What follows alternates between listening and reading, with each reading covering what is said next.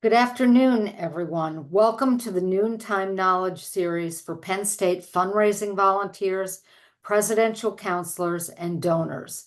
Thank you all for joining us. My name is Iris Beckwith. I've been involved as Penn State volunteer and philanthropist for many years, and I'm excited to be here today to host our conversation. We have several amazing individuals joining us to talk about student mental health and wellness at Penn State. And together, we will explore what the university is doing to support students throughout their academic journeys and how each of us can assist in these important efforts. But before we start, I'd like to remind our attendees that you may enter a question in the chat box at any time, and you'll have the opportunity to raise your hand as well during the Q&A portion of the event. With that, let's dive into our presentations. But first, I'd like to introduce our speakers for this afternoon. First, we have Darcy Ramaker. Currently, she serves as Assistant Vice President in Student Affairs, working with several student engagement units. She has demonstrated a commitment to student success during her 24 years of experience in higher education, 19 of which have been at Penn State. Darcy has served in various roles throughout her tenure at the university, including Director of Student Leadership and Involvement, the lead of the Student COVID-19 Response Team, an Administrative Fellow in Undergraduate Education, and most recently, an Interim Associate Vice President overseeing Student Affairs, Health, and Wellbeing units. Also joining us is Dr. Natalie Hernandez. Natalie is the Senior Director of Counseling and Psychological Services at Penn State, and she is a licensed psychologist and a licensed professional counselor. She earned degrees from Tufts University, Boston College, and Penn State. She currently leads a team, of 60 staff members, sits on the Penn State Behavioral Threat Management Team, and is also a trained death doula. Next, we'll hear from Dr. Linda LaSalle. Linda is the Director of Promotion and Wellness at Penn State. She's developed a range of initiatives to support student well-being, including Flourish Penn State, wellness services and programs, as well as an online education module in alcohol education, as well as social marketing campaigns.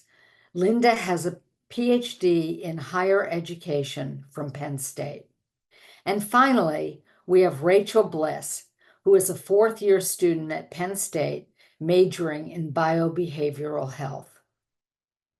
Rachel has been involved in health promotion and wellness as a HealthWorks peer educator since the spring of 2023 and has served as a recruitment leader since the fall of 2023. She is also a member of the Student Health and Wellness Advisory Board. She also works as an EMT in Bellefonte, Pennsylvania, and in Medford, New Jersey, and has aspirations of becoming a trauma or orthopedic doctor in the future. Thank you all for being here to talk about the work that you're doing to support mental health and the well-being of Penn State students. And with that, I'll turn it over to the four of you to share your thoughts. Thank you so much.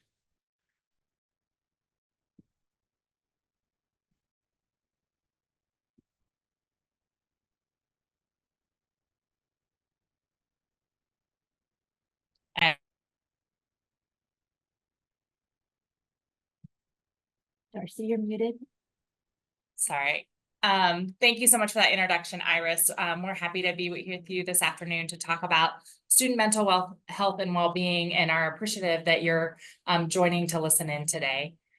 Today, we're going to talk to you about a few different things, but first wanted to start by sharing some data and information about the current state of mental health and wellness for our students, and which really informs the work that we're doing in this space. Then we'll provide an overview of the Student Affairs Health and Wellness units at University Park and share how they collaborate with our colleagues and students across the Commonwealth. And then you'll be excited to hear from Rachel and a student's perspective in this space as she serves as a peer educator in the health and wellness space, working directly with other students. I also want to provide an overview of the strategy and vision for our approach to student mental health and wellness right now, which was a result of a task force, and give you a little bit of insight before we share more about Flourish Penn State, which is a broad initiative that came out of that work. And then finally, we'll talk a little bit about a newly created Student Mental Health and Wellness Fund to provide support for some of these initiatives. But at this point, I'll turn it over to Natalie to share a little bit about the current state.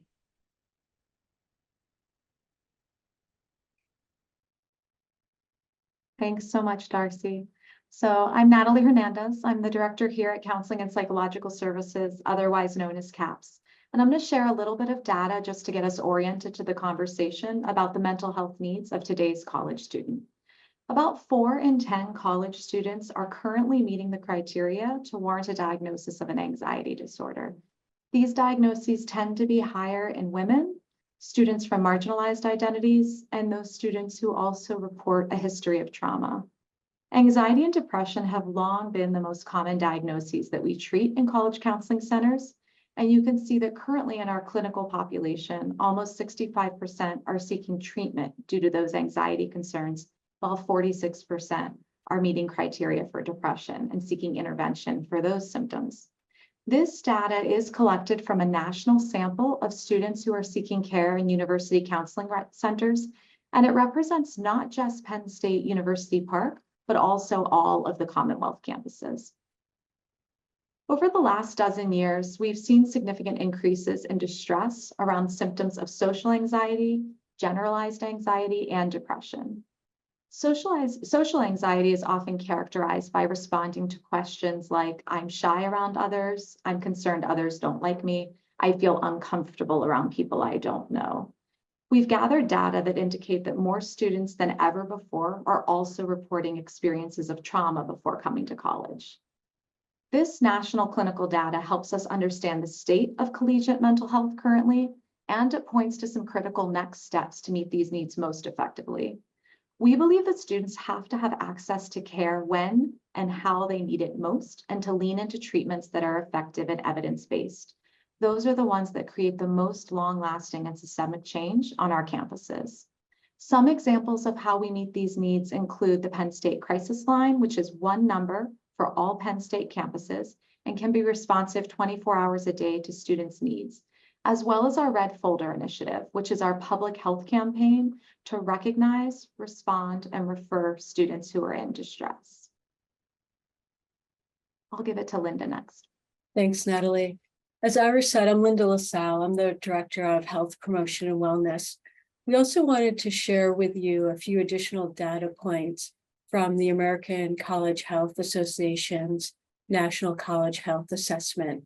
Health Promotion and Wellness administers this survey every 2 years with undergraduate and graduate students at University Park. The slide contains a few of the data points from the undergraduate student data from spring of 2024. The National College Health Assessment contains over 150 questions. These are just a few highlights from some of the mental health and well-being questions. As you can see on this slide, almost half of the students scored in the positive range for loneliness. 3/4 of the undergraduate students reported moderate or high stress in the last 30 days. And then the final 2 bullets are about students' perceptions of health and well-being at Penn State, with 42% indicating that they think Penn State makes student health and wellness a priority, and 52% shared that they feel Penn State encourages open discussion about health and well-being. Natalie, I'll turn it back to you now. Thanks so much, Linda.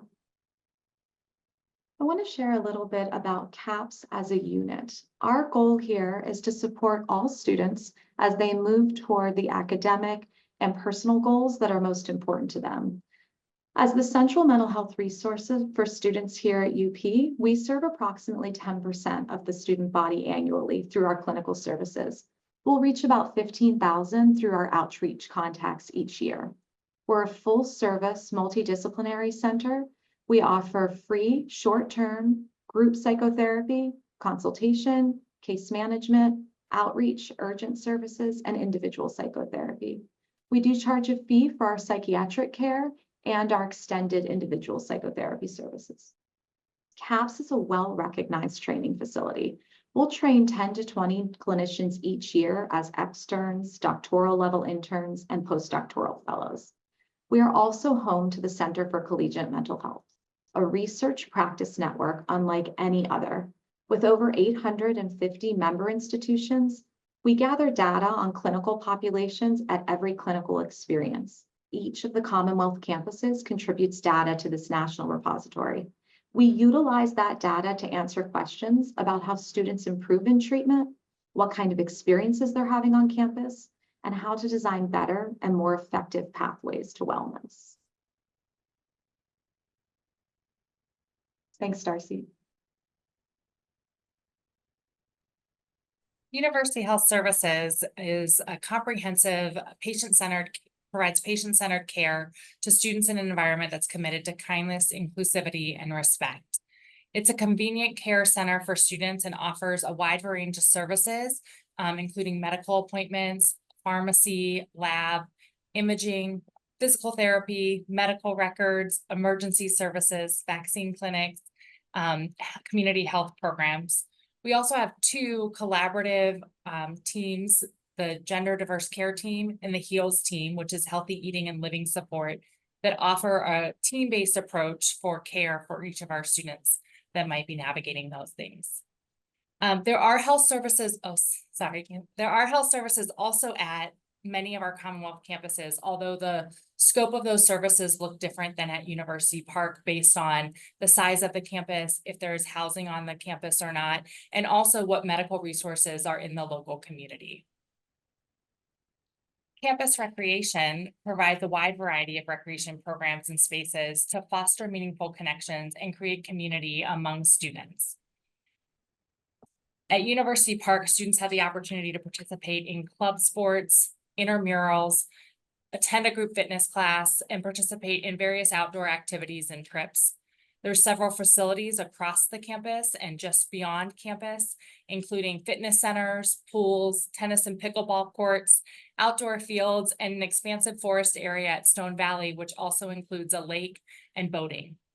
These programs and facilities are different programs and facilities are available to students throughout the Commonwealth that really contribute to student mental health and well-being. The mission of Health Promotion and Wellness is to cultivate a community that supports student success, well-being, and the pursuit of lifelong health. And staff in our area do that by providing one-on-one services, including a nutrition clinic.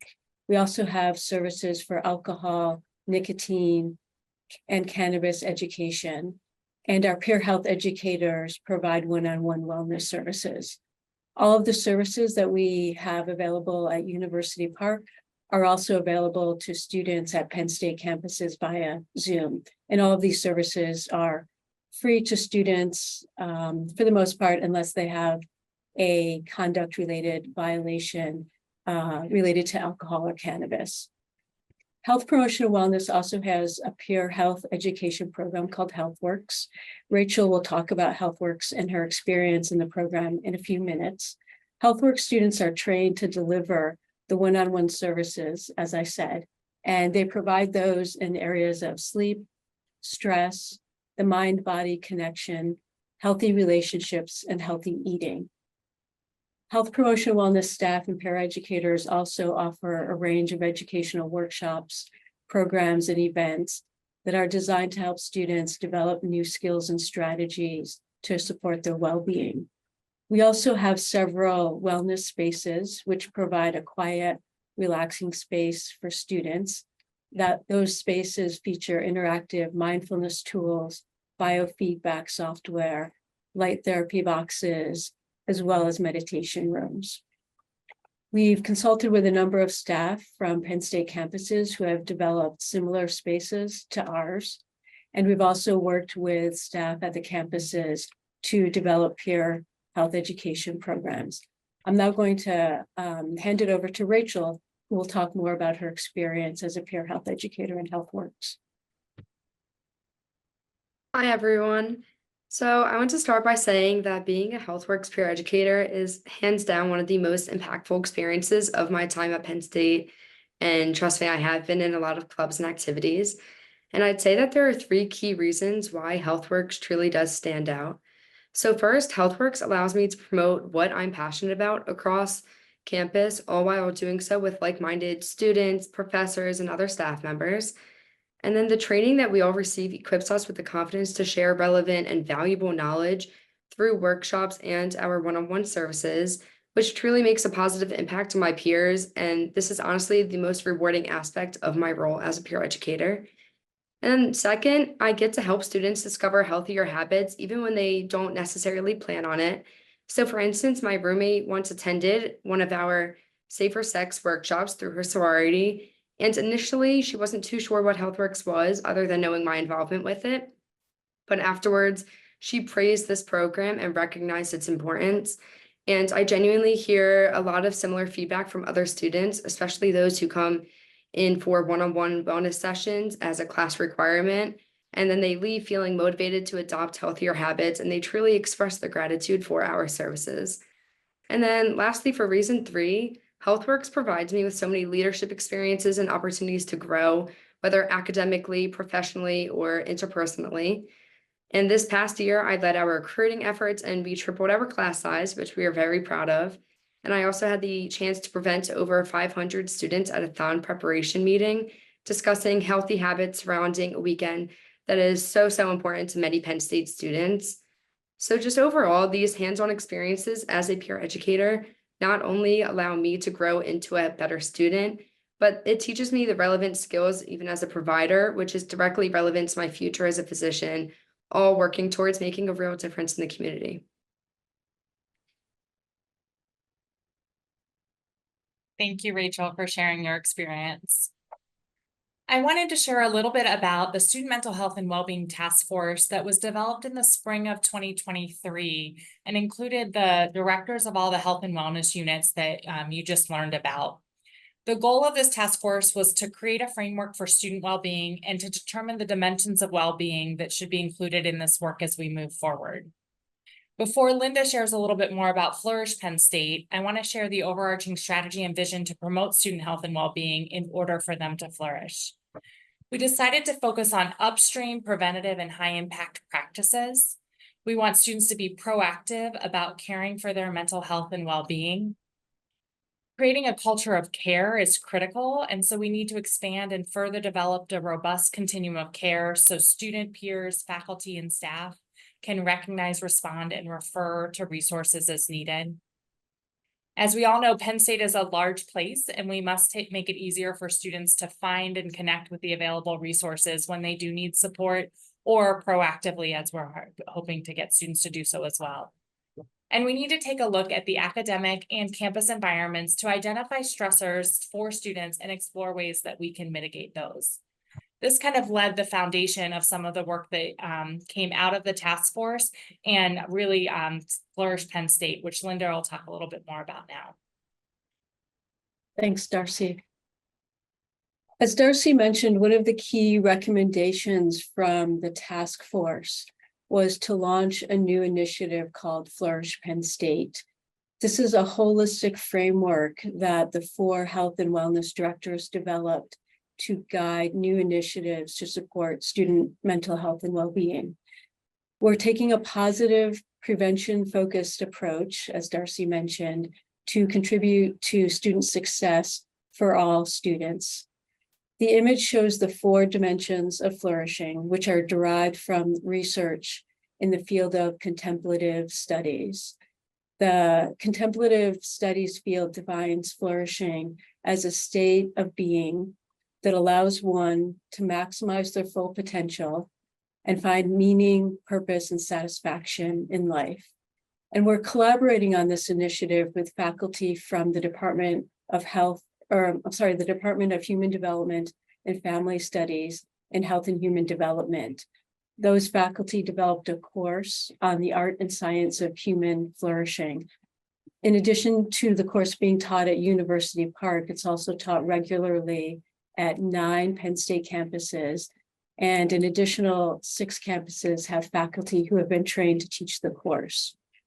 And research from this course actually shows that students who participate in the course have lower rates of depression and anxiety after completing the semester.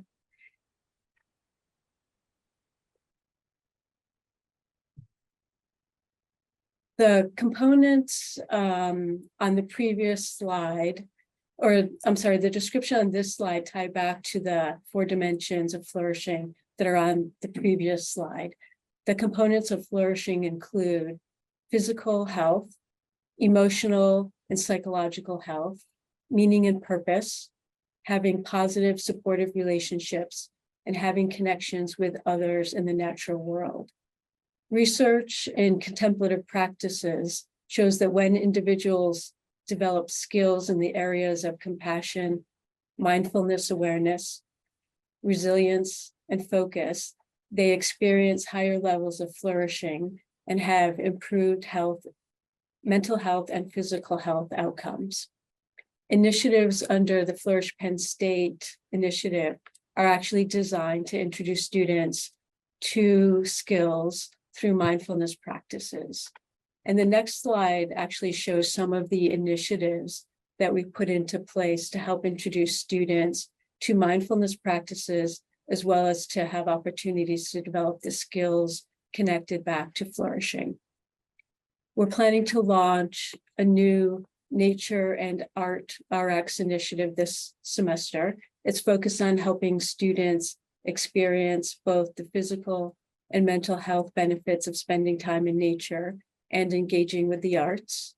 I've already talked a little bit about some of the new wellness spaces that Health Promotion and Wellness offers. We have space in the Student Union building called the Hub, and also the Intramural building. Campus Recreation is planning a new wellness room for the IM building, which includes individual yoga stations, as well as hydro massage units. And we're also providing new training for students to increase their capacity to support other students. We're launching a new initiative this fall semester called Lead Well, which is designed to train student leaders in a variety of student organizations on how to develop more human-centered organizations. We are also planning to provide student organizations and student leaders mental health first aid training in the near future, as well as QPR suicide prevention training. And as I mentioned previously, we're doing this all in partnership with faculty from the College of Health and Human Development. And then finally, I'd like to talk about a new student mental health and wellness fund that was just created this summer with the goal of providing a lot of flexibility in order to meet the ever-changing needs of our students.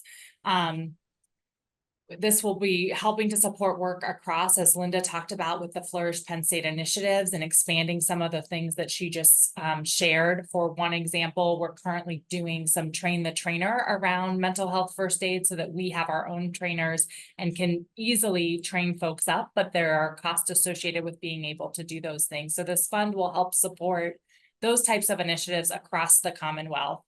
And again, the key is that we can really be adaptable as the needs of our students change over time.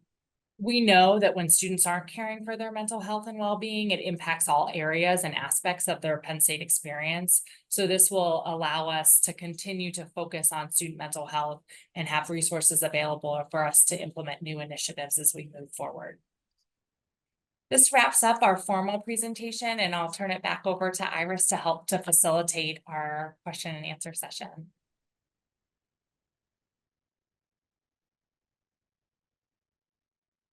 Thank you all.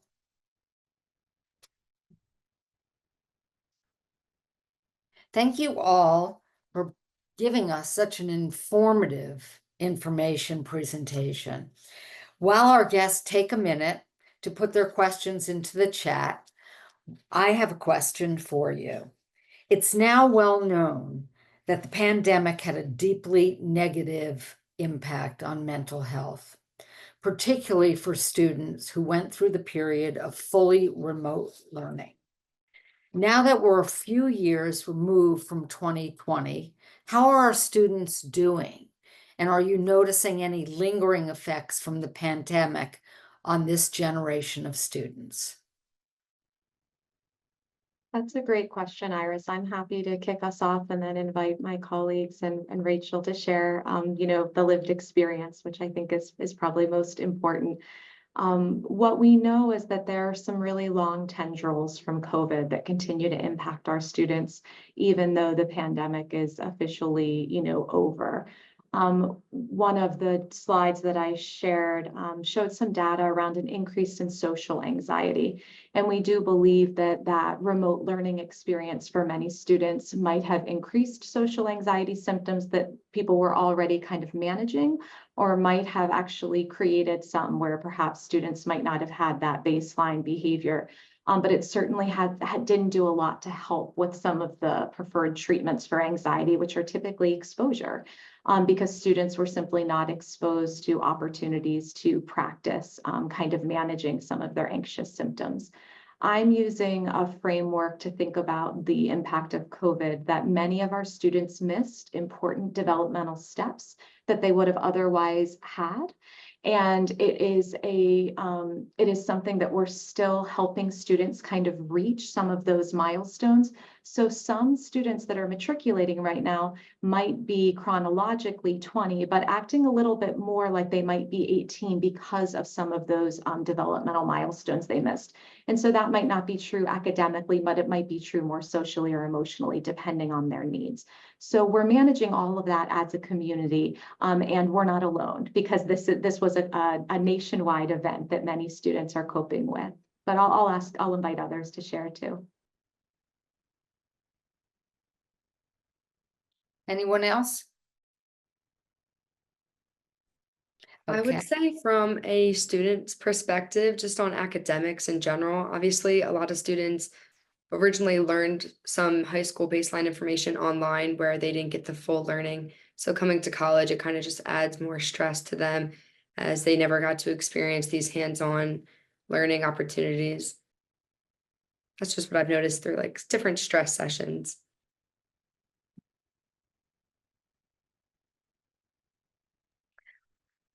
Here's another question for you. What are the key considerations while creating a space for student health like Flourish?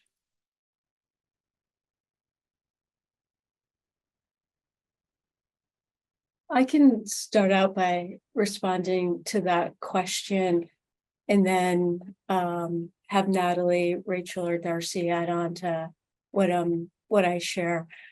One of the things that we know from the area of contemplative studies and practice is that flourishing and well-being is very individual.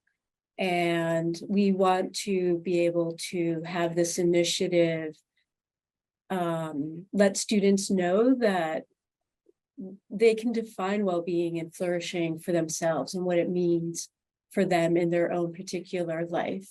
And we also want to make sure that our initiative takes into account diverse cultural practices so that students from all races, ethnicities, religions, cultural backgrounds feel comfortable participating in and finding parts of their identity within the entire Flourishing initiative. So those are two key components to what we want to make sure students experience as part of the initiative. Another question that's just come in, it says, you've mentioned the intent to shift upstream to a more proactive approach to mental well-being. What is being done proactively for incoming freshmen, 2+2, and other transfers? I think we have some really wonderful programmatic considerations for orientation right when students are getting here to focus on their health and well-being and to offer them opportunities. I know here at CAPS, we're running a group that's specifically focused on students who are transferring from one of our Commonwealth campuses to University Park, knowing that that can be a particularly different experience and sometimes more vulnerable experience. And so we do want as much as possible to focus on giving all students some of that prevention information. And our Red Folder initiative is a nice example. Our Red Folder is really focused on high distress. We also have Green and Yellow Folder, which are really focused on mild or moderate distress. So even students that might not touch the counseling center or health promotion and wellness, we still want them to get that great information so that they can succeed and thrive here at Penn State with the wellness information that would benefit them most. Yeah, and I would echo what Natalie said around orientation. As we're kind of doing this work and the work of the task force, we've been revisiting and rewriting some of the scripts and content for our orientation sessions and continuing to think about how we can engage with students as they're arriving to campus to help support these needs. I think one of the pieces that Natalie also talked about is also just continuing to expand that continuum of care, both with peers and then also with our faculty and staff, are also some of those proactive pieces that will help individuals realize or recognize when someone might need some additional resources or support, and being able to feel more comfortable in reaching out to them and talking with them about what might be going on.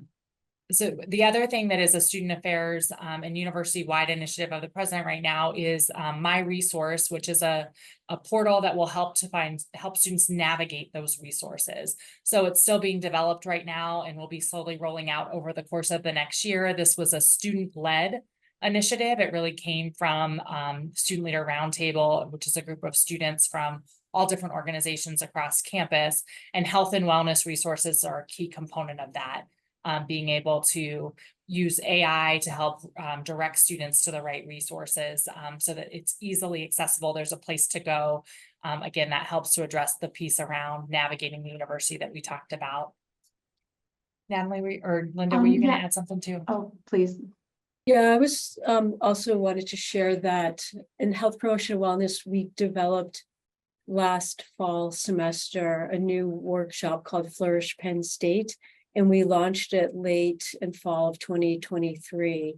And it's designed specifically for first year seminars. And what we're trying to do in the workshop is introduce students to the 4 dimensions of flourishing and also help them build skills in the areas that I mentioned previously, such as resilience, compassion, awareness, and focus. And that workshop also is designed to introduce students to health and wellness resources on campus, including UHS, CAPS, and health promotion and wellness. We had a large number of requests last year for the workshop. We're currently overwhelmed, quite frankly, with the number of requests we've received this fall so far. We've received so many requests from first year seminar instructors to deliver that workshop. It's actually been pretty exciting to see how well it's taken off. And we're actually really excited to be able to interact with students around this issue in first year seminars. Well, here's a follow-up to that question. How do you engage the residential life staff to help identify and refer students that may be in the need of intervention? I will take, let me think. I will take this one, and then there's one that I need to tend to where someone direct messaged me that's requesting that I announce my my response to the group. So why don't I take this one, and then maybe others can add in, but then if I can go again, I would appreciate it to answer the next question.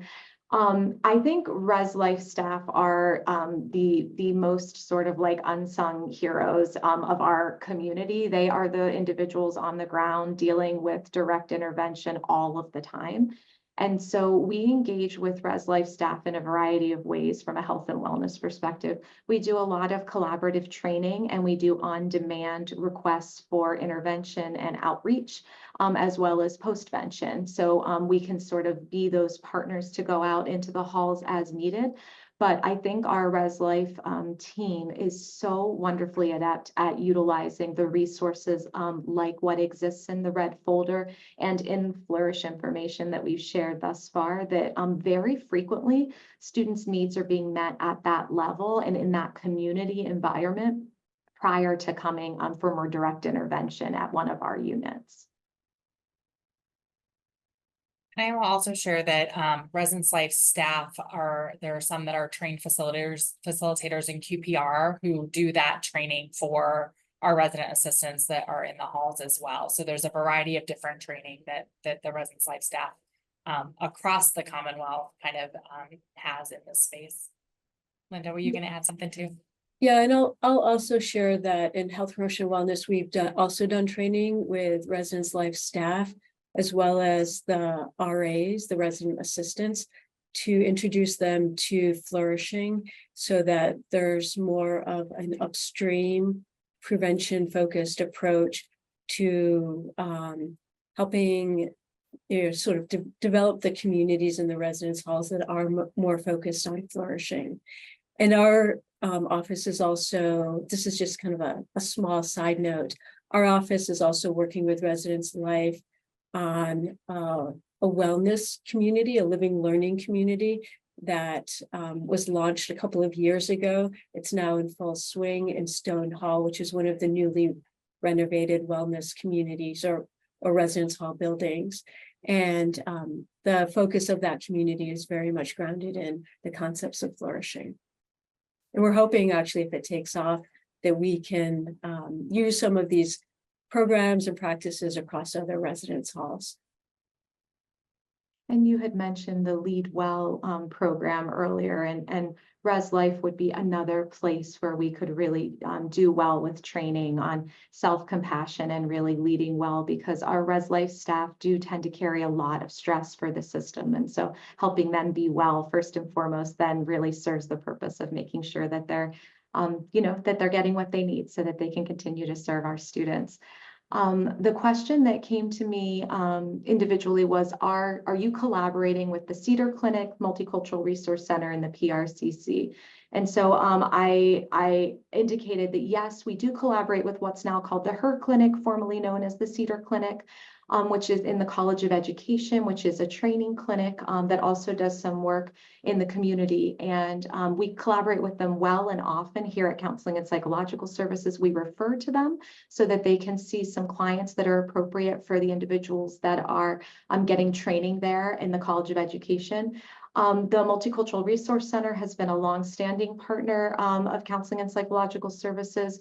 We've co-led groups like the Women of Color Empowerment Group, the Black and Latino Male Empowerment Group, with the Multicultural Resource Center. And in the year ahead, we'll be collaborating with the Paul Robeson Cultural Center on those groups. We also have a nice experience of working with the Paul Robeson Cultural Center and other places on campus with our CAPS Chat program, where we go in and sort of partner and are there for on-demand consultation services. So students can wake up that morning and decide they'd like to talk to a counselor and be able to meet with one in one of these other areas of campus, not actually coming into the counseling center. So I just wanted to make sure everyone had that information as well. Another question that's just come in. Of late, it has been suggested that today's students are inclined to view ordinary developmental challenges as crises requiring formal treatment, which is limited on most campuses. Has that trend been your experience? Is there something to be done to address the need to develop student resilience?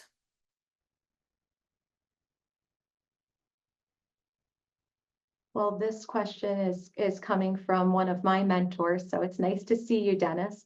And so I'm happy to sort of start us off and then have others weigh in. I'd really be interested, Rachel, if you have an opinion on this question as well.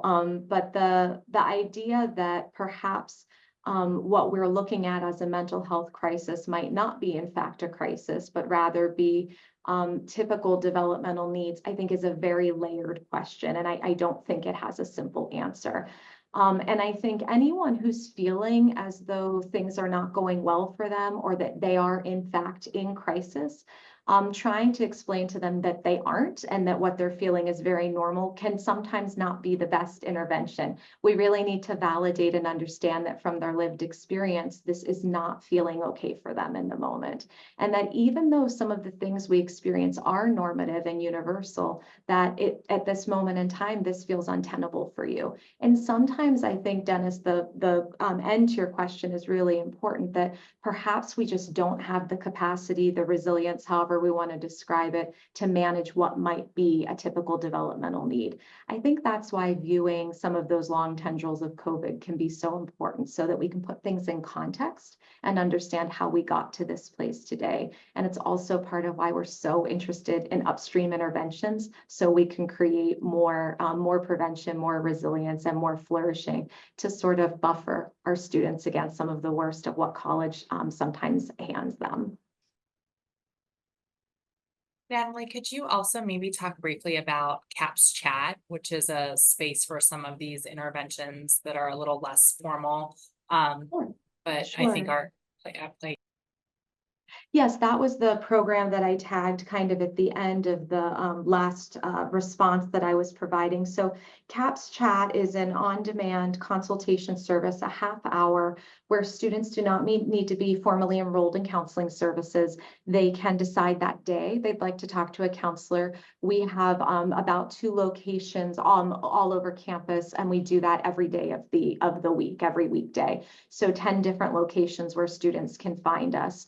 So counselors will be sort of sitting in a room, sometimes at the hub, sometimes at the Buki building and other spaces, and clients can decide that day they'd like to speak with someone. That is a very nice intervention that sort of both honors that someone might be having an immediate need, something that to them might feel like they don't have the capacity to manage, but also honor the fact that that is normative, that most individuals are going to have an experience like that in their collegiate career, sometimes frequently, that they feel like they need some additional support. Our goal is to then scaffold for them. And one of the really wonderful things about CAPS Chat is we provide them with a handout with a lot of resources and referral options all over campus.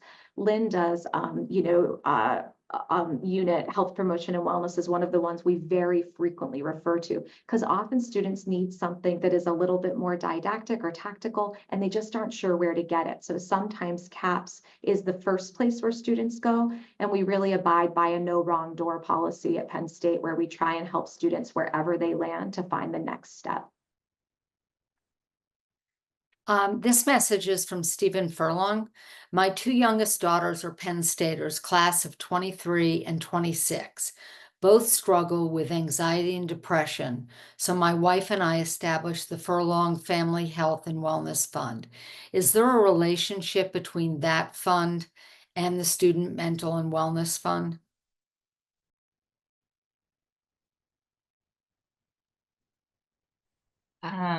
Thanks for asking that question. I think there, some of the initiatives may be similar that could be utilized from those funds. The newly established fund is an annual giving fund. So it is not an endowment or ongoing kind of fund versus kind of an annual giving that will be used from a variety of different campaigns and things like that. So I apologize, I would have to go back and look in for more information around the creation of the Furlong Family Health and Wellness Fund. I don't know, Linda or Natalie, if you can speak to that more at all. I can't speak to that specific fund, but I can say similar to what Darcy's saying, that it is not related to this fund. And so I would want to just make sure that I know the goals of your fund, Stephen, and that even though some of the sort of foundational goals might be mirrored in this fund, this is just a different one in the way it's being set up, primarily in that it will serve all 4 of the health and wellness units. I'm not sure the intent of your fund, but happy to talk with you more about that at another point, just so we can make sure you have the information you need. Great, thank you. Sure. John Furness wants to know, how are you evaluating the effectiveness of your initiatives? I can jump in and share a little bit about that, and then Natalie, Darcy, please feel free to follow up. So currently we are focused on getting set up initiatives and getting them into place. And that's where we've primarily put our efforts over the last year or so. We are working with Blake Colaney, who's a faculty member in Human Development and Family Studies, to hopefully build out an assessment approach to determine whether or not our initiatives have been effective. We have collected some preliminary data last year on a pilot that we ran for the previous iteration of the Lead Well training for student leaders. So we have some data about that, but we're hoping to do a more grounded assessment of that initiative, as well as some of the other things that we're working on. And we currently collect a fair amount of data in response to students' participation and experience in our different programming events. So we have that based on those participants, but we are actually interested in kind of developing a more robust assessment to determine the bigger impact that we're having student flourishing at University Park. It's a really wonderful question because it's hard to evaluate really high quality prevention and upstream interventions, because sometimes on a college campus that looks like students are just doing their daily tasks. They're going to class, they're managing themselves well. And I think Linda's points around how we're trying to evaluate our prevention efforts, and especially Flourish, are exactly right. For the clinical population, because counseling and psychological services focuses understandably a lot more on some downstream interventions that we need to do, we really are constantly in the data. So we feel very lucky that we're home to the Center for Collegiate Mental Health, where we can answer questions like, is short-term psychotherapy effective? Yes. Does it work as well as sort of our peers that are practicing more, manualized treatment and community care? Yes. We can talk about how successful our group psychotherapy is, that it's what we call a triple E intervention. It's equivalent, it's efficient, it's effective. And so we're able to say all of that about what we're offering. And we want to use that same data mind to lend itself to what we're hoping to do in the year ahead. We're very excited about training folks in all the health and wellness units in mental health first aid and QPR. And then we will have solid data on the impact that's having on our collegiate community.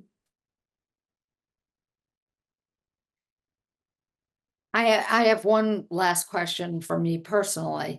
As someone who's served as a volunteer for student affairs, are there ways that volunteers like us can support the work that you're doing?